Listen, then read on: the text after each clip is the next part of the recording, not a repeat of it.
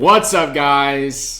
This is Alex with RJ OCD Recovery. Today, I'm going to be talking about whether it is okay for your current partner to be friends with one or multiple of their exes. This is a really nuanced and tricky subject, but hopefully in this video, I can direct your attention onto what is most important and give you some tips and tools that you can use so that you can feel more grounded and confident in your decision making, and you can make the most informed decision for you in your life. So, your current partner, the person that you are dating, is friends with an ex or friends with multiple of their ex-partners, and this is probably giving you a lot of confusing, intense emotions. You're dealing with some anxiety. You might have some jealousy here and some obsessive thinking as well. And this doesn't feel very good, obviously, right? Your body is basically interpreting this as cheating. And if not cheating in the moment, you are feeling like there's a risk of cheating happening because your partner is still friends with somebody that they were intimate with, they were in a relationship with, and you are probably comparing yourself to this person. You're not sure if this person is going to be a threat to your relationship or not. So first things first, we have to understand and remember that everyone has free will. They can do whatever they want, make any decisions that they want in their lives because it's their life, right? You have your life, I have my life, everyone else has their lives. And as long as they're not directly or intentionally hurting another person or causing harm, you can really do whatever the heck you want, okay? That goes for you and for your partner. Knowing that, being aware of that now, we have to remember that this is our deal, right? These are our emotions. We are responding to this scenario with our current relationship in this way and take responsibility for it, right? We take responsibility for it. We remember that we can create whatever life that we want, all right? It's not up to anyone else. We can decide that, and we can put in the effort and take the steps to create the most ideal life that we want. So, how do we do that? How do we create the life that we want and be surrounded by people who we like, who are going to treat us nice, who are going to respect us, and are going to create the most loving, fulfilling relationships? It all starts with you getting super clear, ultra clarity on what your values are. What do you value most? What do you want to live by? What's important to you? If you set rules and principles and virtues that you live by on a day-to-day basis that sort of motivate all of your actions and behaviors, then that's going to keep you on the path forward and not lead you astray in getting into situations and involved with people that you don't want to be with, that are going to hurt you and harm you and lead to suffering. And then you will automatically find people who have similar values to yours that are in alignment. Then you're not wasting your time. You're surrounding yourself with the people that you love and are going to treat you well, and everything's all good and dandy that way. So what do I mean by virtues, values, principles? So for me, the most important virtues that I live by and paint the picture of my entire life and everything that I do are responsibility, loyalty, and honesty.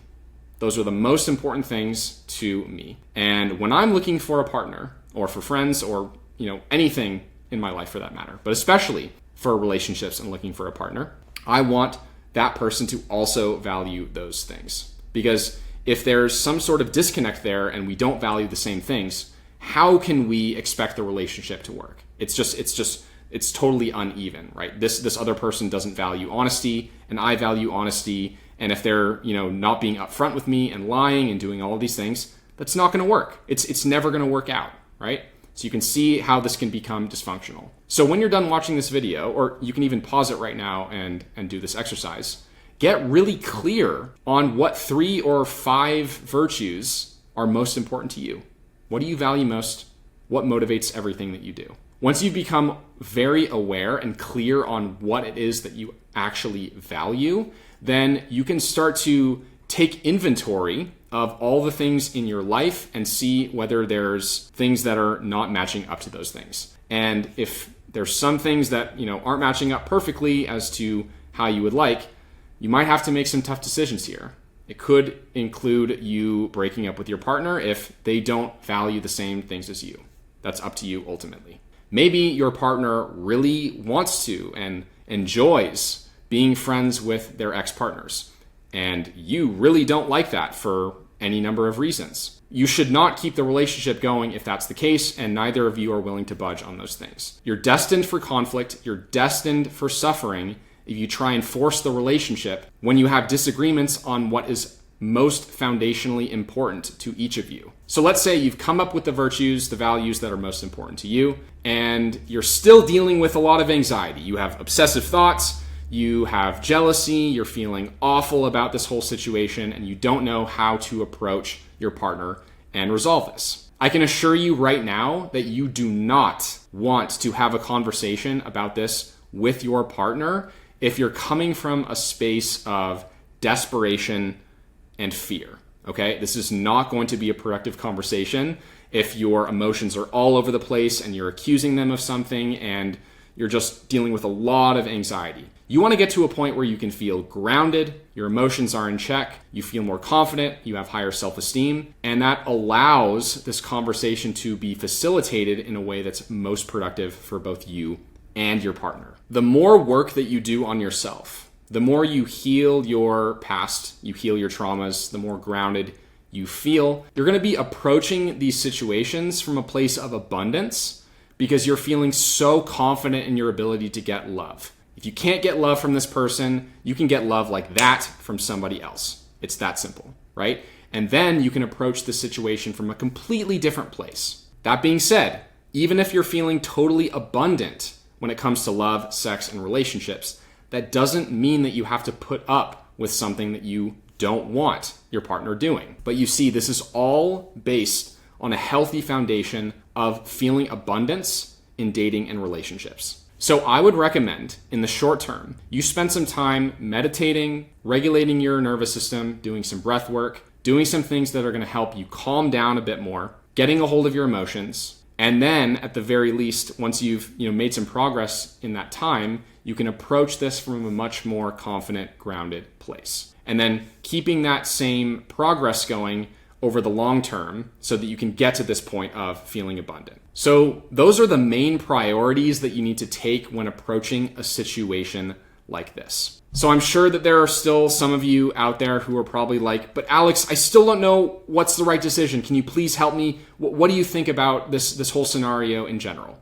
So I'm going to offer my opinion, my personal opinion on this scenario of being friends with exes, and you can take it or leave it, but hopefully I can offer you some context into my way of thinking, and that can provide you some additional help. So for me personally, I would never allow the person that I'm dating, the person that I'm choosing to be in a committed relationship with, to be friends with their exes. And the reason why that is because almost certainly my partner in this scenario is looking to get some sort of emotional payoff from one of their exes or multiple of their exes that they're not getting with me. Whatever their emotional state is that they carry most of the time can be fueling these behaviors and decisions. So for example, let's say that they have broken, anxious attachment and they are desperate for attention from a lot of people. So they could feel a sort of level of safety in getting attention from all of these people because it helps them to feel emotionally safe. It makes them feel like, even if I were to break up with them, then they could easily get love and attention from somebody else. This is all coming from a place of deep unworthiness and shame and guilt, but that's their responsibility, right? This is not my responsibility to help them heal. So if I recognize these behaviors that they're partaking in, being friends with exes, as toxic, which, as I've explained, I definitely see that to be the case, then I'm not going to put up with that, right? Unless they have a very specific explanation or reason that I can logically get behind. When you're in a relationship, you should be getting all of your sexual and romantic and attention needs met from the person that you're choosing to be with. And if you're seeking that elsewhere, even if in a sort of platonic, minor way, something is showing me that something's not right there, and you're probably ignoring some of the work that you need to do to resolve that. That being said, that's just my opinion. People can have amazing relationships where the circumstances are totally different from what I've just described and what I'm looking for in a relationship. The most important key to success here is all of the parties involved need to have an elevated level of awareness.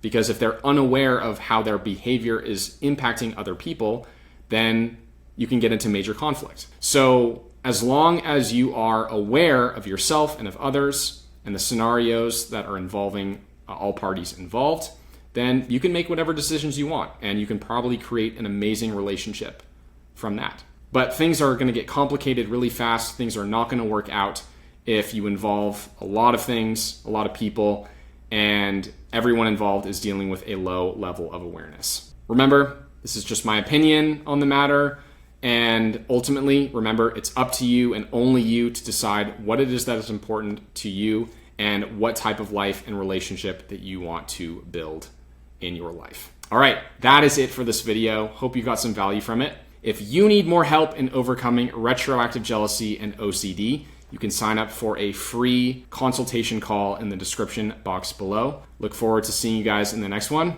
Take care.